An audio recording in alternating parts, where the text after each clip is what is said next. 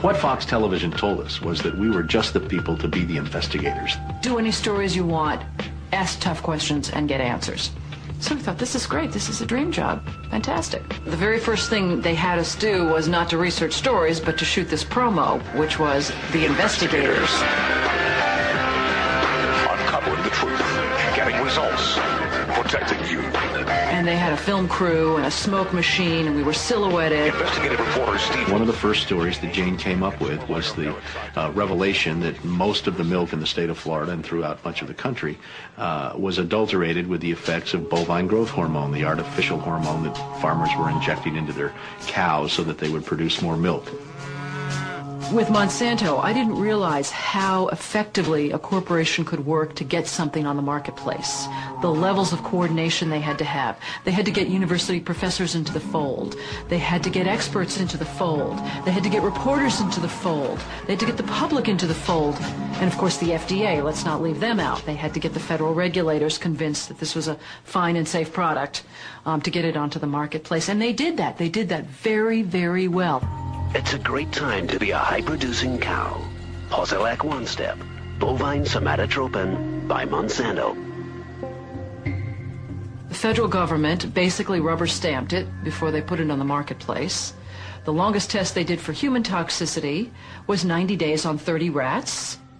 Posilac is the single most tested new product in history and is now available to you specifically so you can increase your profit potential. And then either Monsanto misreported the results to the FDA, or the FDA didn't bother to look in depth at Monsanto's own studies. The scientists within Health Canada looked very carefully at bovine growth hormone and came to very different conclusions than the Food and Drug Administration in the U.S. did. Monsanto's engineered growth hormone did not comply with safety requirements. It could be absorbed by the body and therefore did have implications for human health. Mysteriously, that conclusion was deleted from the final published version of their report. They knew there were problems. They saw serious potential human health problems, and they stood up in Canada and said, we're not going to approve this because we don't believe it's safe. We have been pressured and coerced to pass drugs of questionable safety, including the RBST. I personally was very concerned that there's a very serious problem of secrecy, conspiracy, and things of that nature, and something needs to be done. The FDA was then on the hot seat. They had to come up with an answer. They didn't come up with a good one. And they never took the opportunity then. I mean, what would they do? Pull it off the market and say, we need to now do the job that we didn't do the first time? They didn't do that. We wrote the story. We had it ready a week beforehand. They had bought ads. Farmers in the milk industry say it's safe, but studies suggest a link to cancer. Don't miss this special report from the investigators. That Friday night before the Monday this series was to begin, the fax machine spit out a letter from this very high-priced lawyer in New York that Monsanto had hired. It contained a lot of things that were just off-the-wall false, just demonstrably false. But if you didn't know the story and you didn't know how we had gone about producing it, would have scared you as a broadcaster, as a manager. And they decided that they would pull the story and they would just check it one more time. But the bottom line was that there was no factual errors in that story. Both sides had been heard from. Both sides had had an opportunity to speak. 1 week later, Monsanto sent the second letter. And this was even more strongly worded. And it said there will be dire consequences for Fox News if the story airs in Florida. And this time they freaked. They were afraid of being sued, and they were also afraid of losing advertising dollars at all of the stations owned by Rupert Murdock. And he owned more television stations than any other group in America. And that's 22 television stations. That's a lot of advertising dollars for Roundup, aspartame, NutraSweet, and other products. So we got into a battle. And the first deal was the new general manager. And his name's Dave. And Dave is a salesman, and, you know, he'd pump your hand. How you doing? How you doing? Called us upstairs to his office, and he said, what would you say if I killed this piece? What if it never ran? And we said, well, you know, we wouldn't be very happy about that. And he said, well, I could kill it, you know. And we said, yes, of course, you're the manager. You could kill it. It would never air.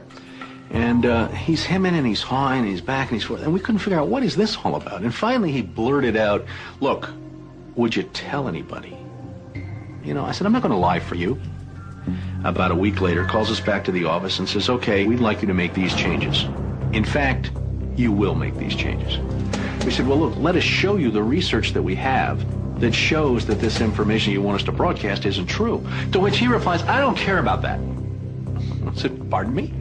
And he said, that's what I have lawyers for. Just write it the way the lawyers want it written. I said, you know, this is news. This is important. This is stuff people need to know. And I'll never forget, he didn't pause a beat, and he said, we just paid $3 billion for these television stations.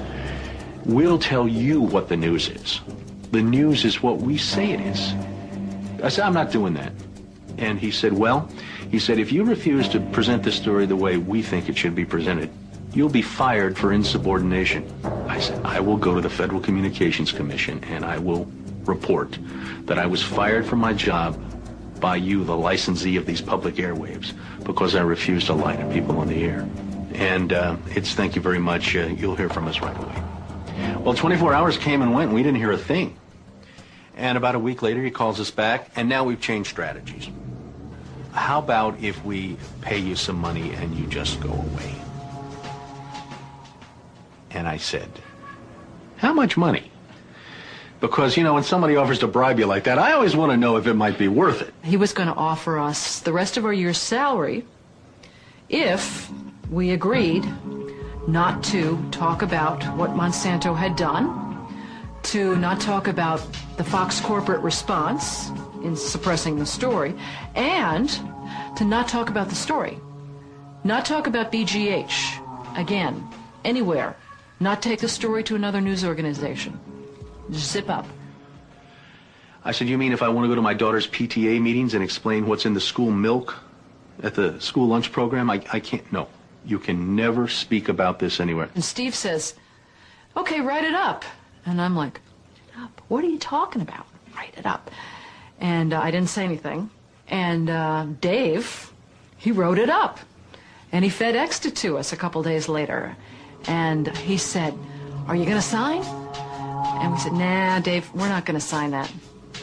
And he said, well, send it back, okay? I said, no, Dave, we're not going to send that back. It was, okay, we can't buy you out. We can't shut you up. Let's get the story on the air in a way that we can all agree it will go on the air. And we started rewriting and editing with their lawyers. Well, during this 8-month re-review process, I say, jokingly, they did things like, for example, they wanted to take out the word cancer.